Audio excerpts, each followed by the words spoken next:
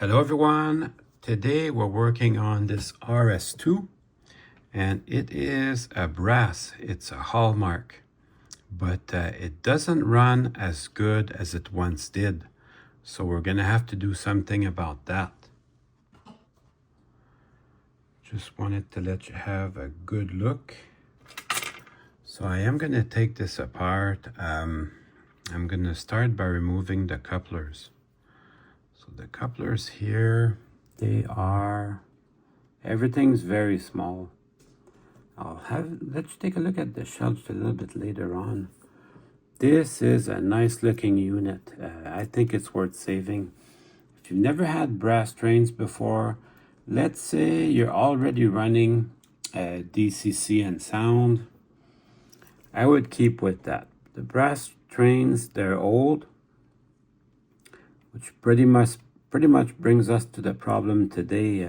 What went wrong with this one is some of the parts are made out of zinc, and over time the zinc became corroded and changed shape, so nothing lines up anymore. Just remove the micro trains very slowly, and there's two little screws here holding everything together. You can barely see them, so I'm going to remove that off camera.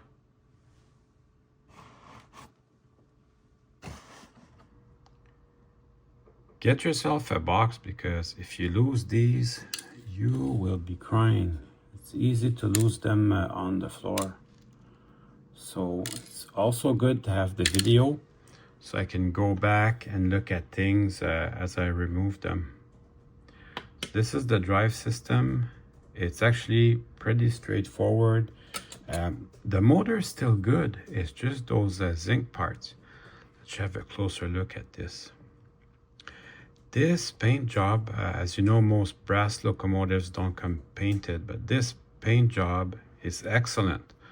I don't know if it's a factory paint or a custom paint, but I'm very pleased with this paint job. Let's have a closer look at the little handrails. Separately applied handrails here in the front. Look at the texture on the walkways.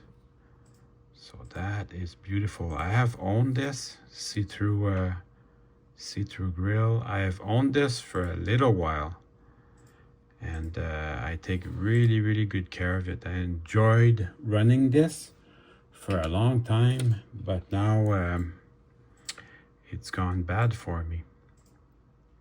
So I've got these units here for parts. This is a Lifelike SD9, and it's got rubber hoses to connect the drive to the motor. And I've got another, this is GP20 or a GP9 or a GP18, and it's got springs, but the springs, although that sounds like a weird idea, they work very well. And this one, this is an Atlas Roco FA1, and it is good. This is what I plan to use these worm gears and these trucks to do my repair. So let's take a look at this a little bit more, just so I can show you what's wrong with it. It's a runner. It's mostly good. It just, the parts don't align, so it uses way more power than it should. And in the end, the motor just gets, I'm using a lot of electricity. I don't know if you saw that little puff of smoke, but yeah, the parts don't align, and in the end, the motor warms up really quickly. So that is what we're working on today. This is kind of a rare model. I don't expect everyone to own one. If you do, though, it's going to be good for you to know how to take it apart. There's a tiny little screw here. And that is a design very similar to the Lifelike, the old school Lifelike. So this is what that is. This part here is made out of zinc. This one seems to be okay. Oh, and I can feel it. It just does not mesh very well. Remove that for now, which is kind of a shame because all these gears are brass. They should be awesome. This truck is basically the better one. Really easy to turn. And this one is the bad one. It's really very hard to turn. So I'll take everything apart so you can take a closer look. It's kind of a shame because you can see the brake lever, all the extra detail. These are probably lost wax castings. That's got a lot of detail. It doesn't work anymore, so it's got to go. Take it apart for you so you can see the extra detail and mostly what's wrong with it. Well, there goes that screw. It did make it to the floor, but still, there's always a danger. And then these two wheels and axles. As you can see, I always kept it very clean and very lubricated. But yeah, I think you can see with your eye. The part, it just went crooked here. And then nothing lines up. You can see maybe little cracks. I'm gonna bring it up closer. You can see if I bring it up to the straight edge, how it changed shape and also all the cracks. So that's enough to keep this engine from running. This side looks even worse.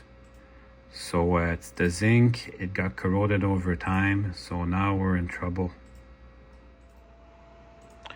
I'm gonna keep these with the locomotive, so if down the road somebody wants to repair this, they can. Just out of curiosity, what are the odds that these trucks would fit in there? It's a very similar design. The lifelike is just a little bit too wide. It's a shame because that could have been interesting. So on with my next plan. So I need to make a proof of concept. I'm gonna use the two trucks from the Atlas and this cheap eBay motor, which unfortunately will not fit in here. It's just a little too big, but I'm gonna use it to power my proof of concept, and I'll make the floor out of this store gift card. I use this leftover store gift card. I'm gonna make the floor of the locomotive with that. So here we go. In order to take this apart, you just need to pull on it. All that's holding it to the frame is this tiny little dot there. That's all that's holding it to the frame. And then the wires are soldered onto here, which I will desolder them right now. This is the U-joint from the FA1. I may be able to reuse it just like so. That would be awesome. I put two dimples here with some crazy glue. And then while that was drying, I soldered all my wires together to the motor. Then I'm just gonna crazy glue the motor on the frame, and we should be able to do some testing. I gave it plenty of time to dry, and then I used a little piece of auto tire weight to add just for a fuel tank to add more weight. So let's go try it on the track. All right, let's see what we've got.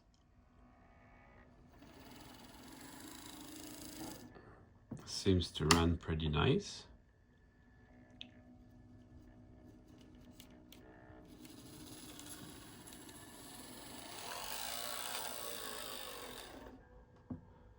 Now all I gotta do is put all this nice stuff in my RS-3.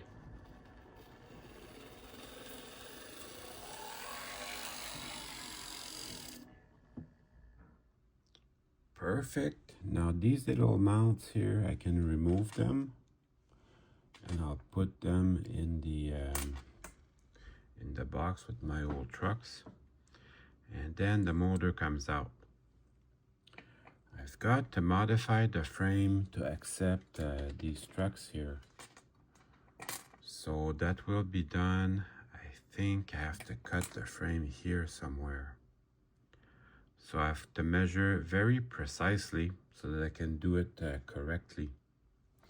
And also I have to remove this worm gear here. I have to remove that, so I'll use my Dremel with a cutoff wheel. That should be no problem. You know what they say, measure once, cut twice.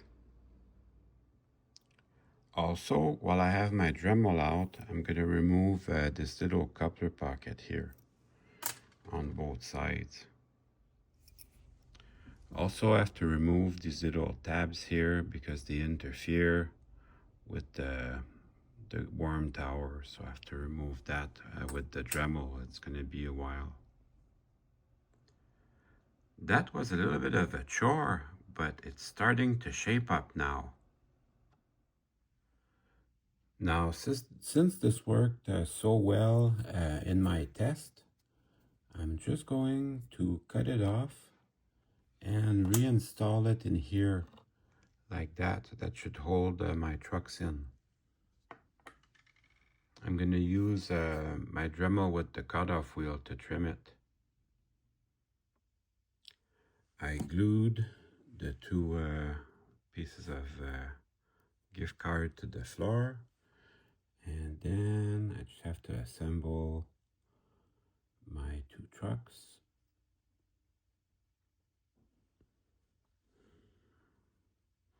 So that's starting to come together. Now all I gotta worry about, my motor's still here. I got my little motor. All I got to worry about is connecting the drive shafts. Years ago, I bought a bunch of plastic shapes, some squares and some round. I'm gonna see if I can use some of the round parts to make a drive shaft end. Well, I made it work.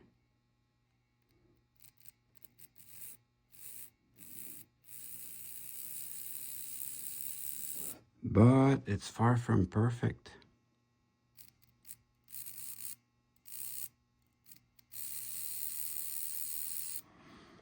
Because if all things being good, these would line up. The axle is a little bit too high from the motor. So this could work, you know, if I had no choice, I could use that.